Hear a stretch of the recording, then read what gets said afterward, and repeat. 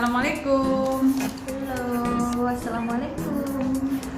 Hari ini kita kedatangan tamu spesial, yaitu siapa? Jadi malu ya kita ya. Perkenalkan, saya orang biasa yang ingin menjadi luar biasa. Jadi apa itu, Bu? Menjadi orang yang lebih bermanfaat bagi orang lain. Amin. Iya, amin.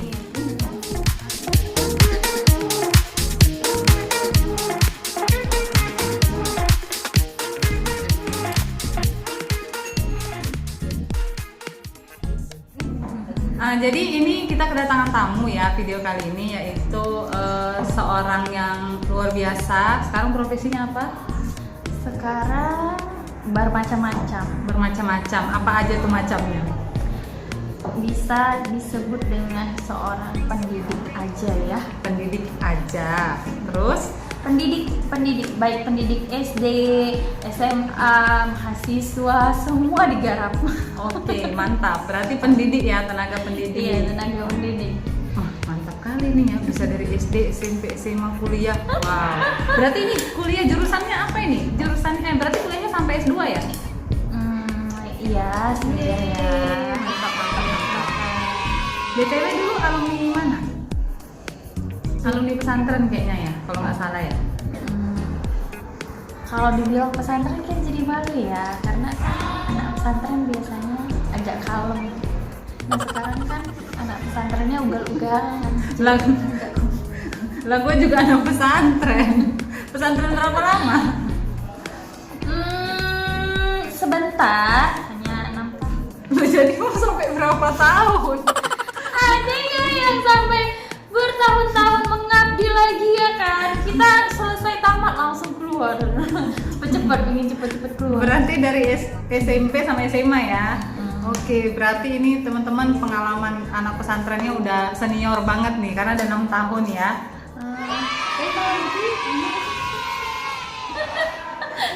Kata-kata yang paling sering muncul selama jadi anak pesantren? Biasanya kata-kata menjadi yang sering jadi anak pesantren itu hanya satu. Apa itu? Yaitu, ntar ya dipikirkan dulu, lupa karena udah lama jadi anak pesantren. Kalau anak pesantren kan kebanyakan ngantri kan. Jadi kalau kami dulu di pesantren tuh paling sering bahasa yang keluar tuh ba'daki na'am. Oh berarti pakai bahasa Arab ya? Kalau kami itu nggak pakai bahasa Arab. Jadi pakai bahasa Inggris? Enggak. Jadi karena kami fokus ke pesantren itu fokus ke Al-Quran. Jadi kami lebih fokus pada bagaimana tahsin gitu. Jadi kami fokus pada pembelajaran Al-Quran, bukan pembelajaran bahasa. Masya Allah. Jadilah sekarang Rika yang seperti ini ya. Boleh coba agak berdiri, bajunya bagus loh. Oh iya, bagus. Bisa ya, nanti kita order di bawah. Oke, jadi berarti udah 6 tahun. Apa sih pengalaman yang paling berkesan menjadi anak pesantren? Pengalaman yang menjadi paling berkesan itu satu hal. Pernah saya berkata bahwasannya sama senior yang sudah keluar itu bilang gini, kok nggak tamat-tamat ya gitu. Rasanya udah bosen, udah lelah tinggal di pesantren. Satu hal yang pernah kakak senior saya bilang, jangan kayak gitu deh. Nanti kalau kalian udah keluar, kalian tuh bakal ngerasain gimana kangennya kehidupan di pesantren. Bagaimana kangennya kehidupan di asrama ya kan kak? Antrinya, cari air yang nggak ada, apalagi makan yang nggak enak, ya kan? Sendal sering hilang. Terus satu lagi teman-teman yang kadang-kadang ya baik, ada yang enggak ya kan? Ada yang pelit lagi, ya ampun ya.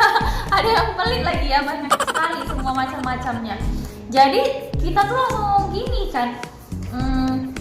Masa iya sih, sampai lumutan, aku di sini nggak akan kangen di sini. Itu bahasanya. Tapi setelah keluar 1 hari aja udah kangen. Bener nggak sih Kak? 1 hari aja tuh kayaknya kesan kita di sekolah pesantren itu lebih besar daripada kita kesan jadi mahasiswa gitu. Mahasiswa padahal sama ya tingkatannya 6 tahun, bahkan udah lebih 7 tahun ya kita kuliah. 6 tahun juga gitu. Nah sama tapi beda, tetap ada bedanya. Mungkin karena kehidupan di asrama itu berbeda. Dulu waktu di asrama bisa ini nggak, pacaran nggak? Kita orang baik ya, ya jadi Kayak mana dulu pacarannya? jadi kami dulu ketika mau jumpa dengan lawan jenis itu namanya meeting. Meeting? Iya, meeting aja dibilangnya. Siapa yang meeting? Biar nggak ketahuan ya. Namanya meeting. Bahasanya agak-agak milenial banget ya, modern ya kan meeting. Meetingnya di balik pagar. Di balik pagar ya. Karena kita laki-laki dengan Pakai surat perempuan. nggak dulu? Oh iya dong, suratnya yang lebih parah lagi gini kak. Kita suratnya bukan hanya kertas ya, bukan kertas, tapi buku. Nah, buku itu kita tulis ya kan, hari ini kita kirim. Nanti dia kirim lagi bukunya. Jadi surat kami satu buku. Kayak gitu ya. Jadi sistem anak pesantren kami itu kalau surat-suratan nggak pakai Pakai buku kertas, ya? tapi pakai buku. Ada dokumentasinya Ada ya? dong. Sampai Kayak di gitu ya. clipping. Jadi dia berbuku-buku. Bisa buat novel. Mantap, mantap. Jadi bukunya udah berapa? Berarti satu pacar satu buku. Belum nggak. Jadi gurunya pinter selalu. Ah. Jadi kalau seandainya udah ada ketahuan ya mungkin ada yang apa namanya iri dia nggak punya pacar ya kan. Jadi dia ngadu ya kan. Habis diadukan apa? Yang namanya apa sih sebenarnya? Ini loh namanya bukti kalau seandainya kita itu pacaran. Udah pasti buku yang dicari. Ketahuan, ketangkep gitu. Bukunya disimpan di mana kok bisa ketahuan? Di bawah bantal kan. Tiap malam dibaca. Iya iya. Oke.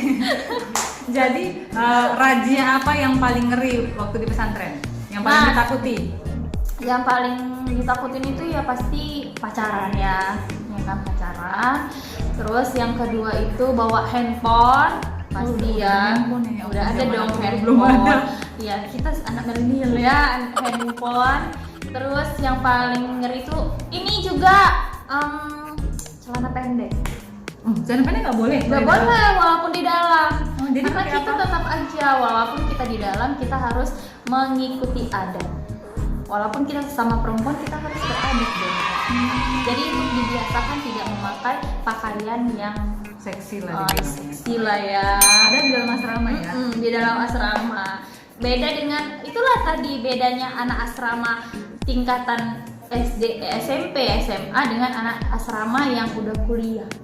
Banyak sih yang tahu kayak yang bidan, perawat. Iya iya benar-benar. Kita Seksi bisa lah banget ya. Pakaian pantai ya. Pakaian pantai ya. Nah kami kok di sana nggak boleh. Terus ada lagi mungkin yang paling ngeri itu ya razia ini ya razia pacaran ya karena razia pacaran itu bisa sampai kena skors. Tuh, bisa sampai skors sampai nggak boleh lagi. Ada skors. penjaranya nggak? Kami nggak kak. Kami kalau ketahuan pacaran kami namanya ada kolam suci. Kolam suci kayak mana itu? Jadi kolam suci itu ada di depan masjid. Ada ikannya kak di situ. Ikannya besar-besar sekali ya. Warnanya ya namanya kolam ya kan. Bisa sampai hijau. Jorok ya. Ya namanya juga berlumut dia. Walaupun ikannya banyak. Kan makan ikan ya kan. Ikannya banyak, besar-besar semuanya. Nah itu namanya kolam suci. Jadi kalau seandainya kita ketahuan, maka kita itu akan dimandikan di kolam suci. Barang pasangan kita dan semua pesantren itu ya dong. Semua boleh mandikan kita kak. Pagi-pagi aja. Pagi-pagi siap sholat subuh. Dicemplungin gitu? Enggak. Biasanya kita sama pasangan kita itu Oh, dimandikan. pakai Siapapun gayung ya? boleh. Siapapun boleh. Disabuni nggak? Ya nggak disabunin ya. Cuma dibasahin aja ya. Saya. Oke, itu tadi kan kesan yang lucu-lucu ya, yang apa namanya yang bikin hati Kangen ya, pesantren kangen. itu bukan kangen, maksudnya lebih ke kita ini loh bedanya dari segi agama mungkin apa sih yang membuat terharu gitu jadi anak pesantren? Jadi kalau seandainya jadi anak pesantren itu yang membuat terharu itu kita pasti jauh dari orang tua. Ya kan? Dari tamat SD yang masih kinis-kinis, pecahan botol kata orang, pecahan botol nggak ngerti apa bahasa Bisa nyuci baju ya? Iya, keluar tidak bersama dengan orang tua itu pasti hal yang paling berkesan sih sampai kayak mana ya namanya juga kita masih kinyis ya, belum bisa cuci baju, cuci piring aja mungkin ya kan, belum bisa, apalagi untuk kita dituntut untuk lebih mandiri.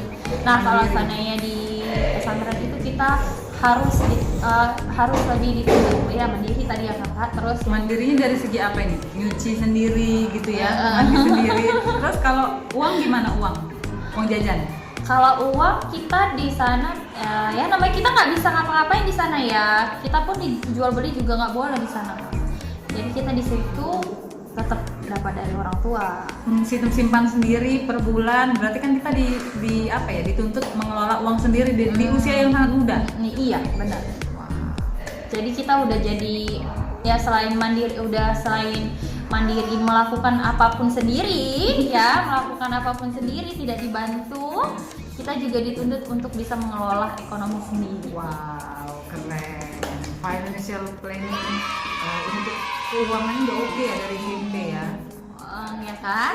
Ya nggak tahu ya. Pernah nggak uang jajannya kurang gitu, terus apa namanya, lapar, nggak ada duit gitu? Oh pernah dong, sering banget seperti itu ya. Namanya juga kita jumpa dengan orang tua tuh biasa, kami jumpa kak biasa 1 bulan sekali gitu. Nangis nggak? Sedih dong pasti. Kalau Nangis jumpa nggak? aja sedih. Di awal-awal, selebihnya mungkin kata orang dibilangnya kalau seandainya di awal-awal kita itu harus bisa membiasakan diri ya kan. Membiasakan diri ketika orang tua tidak ada, kita butuh orang lain. Nah di situ kita harus punya orang lain selain orang tua ya, seperti teman. Nah kalau seandainya satu hal aja yang paling buat kita nggak betah di pesantren itu satu, teman. Yang buat kita betah di pesantren itu siapa? Teman. Nah, itu. Bagaimana kita supaya bersosialisasi dengan teman, bersosialisasi dengan sesama rekan, kakak kelas, adik kelas, itu sih sebenarnya yang membuat kita lebih betah gitu ya, betah atau apa dibilang ya, apa juga namanya, Kerasan di pesantren gitu.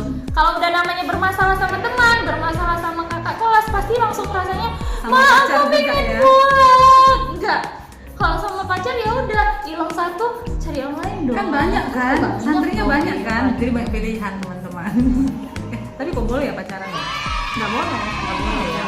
Cuman kan usianya waktu itu masih yang labil lah ya, jadi Kan tadi bilang meeting kak di balik pagar. di Bali pagar. Kalau kelas campur nggak sama cowok? Kami campur, kami campur, tapi ya begitu ya kelas-kelasnya, kan kita punya pacar bukan satu kelas. Di kelas ini beda, kelas itu beda gitu ya. Iya dong, ya kan? Ya oke.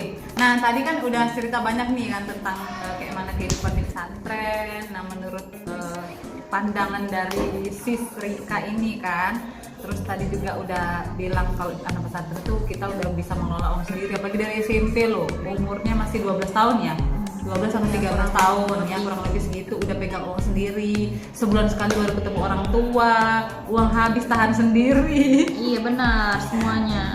Ya, nah, jadi kan sekarang itu sekolah kan masih agak susah ya karena pandemi. Jadi banyak yang aku tahu di lingkungan aku gitu kan. Nah, mereka tuh karena anaknya pandemi, sekolah nggak sekolah, daripada nggak sekolah dimasukin pesantren. Nah, tapi anaknya banyak yang nggak mau, jadi kayak terpaksa gitu. Boleh dong Sis Rika kasih apa namanya, pesan ke teman-teman yang nonton video ini, mungkin ada adiknya, ponakannya yang mau sekolah pesantren, supaya mereka tuh nggak takut gitu, karena kan banyak kan juga masuk pesantren karena dipaksa. Dulu dipaksa nggak? Iya sih sebagian, tapi sebagian memang keinginan sendiri. Karena kami namanya kita dari kampung, jadi dulu berpikir bahwasannya sekolah keluar itu butuh kendaraan ya kan, butuh nanti merepotkan orang tua gitu sih. Mendingan dia selamain aja gitu ya. Iya ya gitu jadinya. Nah, jadi kalau seandainya pesan yang bisa saya sampaikan itu mungkin Kak, untuk adik-adik yang lagi di pesantren, ingat aja apa sih tujuan kalian masuk pesantren. Mungkin dipaksa ya, tapi harus dirubah. Semua memang harus dipaksa. Kita ibadah juga harus dipaksa. Nanti lama-lama menjadi terbiasa. Nah, seperti itu. Jadi kalau seandainya untuk tips kalian supaya bisa betah, kalian harus bisa bersosialisasi dengan teman sebaya yang baik, ya. Walaupun hanya satu orang, ya, teman sebaya. Sosialisasi itu penting karena kalau seandainya udah sosialisasi kita yang baik, kita berteman dengan teman kita yang baik, maka kita pasti betah di sana, ya kan? Karena nggak ada orang tua di sana, nggak ada kakak, nggak ada adik, nggak ada ayah, nggak ada ibu. Siapa yang di sana? Teman kita. Kalau kita sakit, teman kita duluan, bukan guru kita yang tahu, gitu kan? Nah, udah gitu yang buat kita betah juga kita harus loyalitas. Nah, di sana loyalitasnya gimana? Kalau seandainya kamu terlalu pelit gitu ya, ya bisa dibilang itu itu bakal merusak pertemanan, susah kita berteman, ya. Sistemnya itu. Tapi kalau duitnya nggak ada gimana? Duit nggak ada, dia mau bagi-bagi gimana? Dia cuma bisa beli kue satu misalnya, itu gimana? Ya, yang penting kita berteman baik aja ya, jangan sampai menyakitinya atau membuli atau apapun lah seperti itu ya. Jadi pokoknya tipsnya satu hal aja, yang buat kalian betah, kalian harus bisa bersosialisasi dengan teman dengan baik. Oke ya. Nah berarti intinya nih teman-teman, bagi adik-adik di sini atau ponakan saudara yang mau masuk pesantren, yang mungkin awalnya tadi mesti dipaksa, tipsnya supaya kerasan itu ya diajarin lah bagaimana cara sosialisasi atau berteman, pilih teman yang cocok ya, kalau bisa yang baik, supaya nanti kedepannya bisa jadi dampak yang baik bagi kita juga. Karena kalau di asrama kan 24 jam ya, iya, mandi sama, tidur sama, makan sama. Kalau kita sama-sama orang yang nggak baik, lama-lama jadi nggak baik kan? Ya kan? Nah, tapi kalau sama yang baik, ya mudah-mudahan bisa ketularan juga yang baiknya. Terima kasih Sis Rika ya. Jadi Sis Rika ini sudah tamukan pesantren yang sudah kuliah sampai jenjang S2, luar biasa, dan sekarang jadi tenaga pendidik. Semoga semakin sukses karirnya. Amin. Terima kasih udah ngobrol-ngobrol bareng kita di sini ya tentang pengalaman menjadi anak pesantren. Oke, sampai ketemu di video kami berikutnya. Bye bye. Bye bye. Thank you.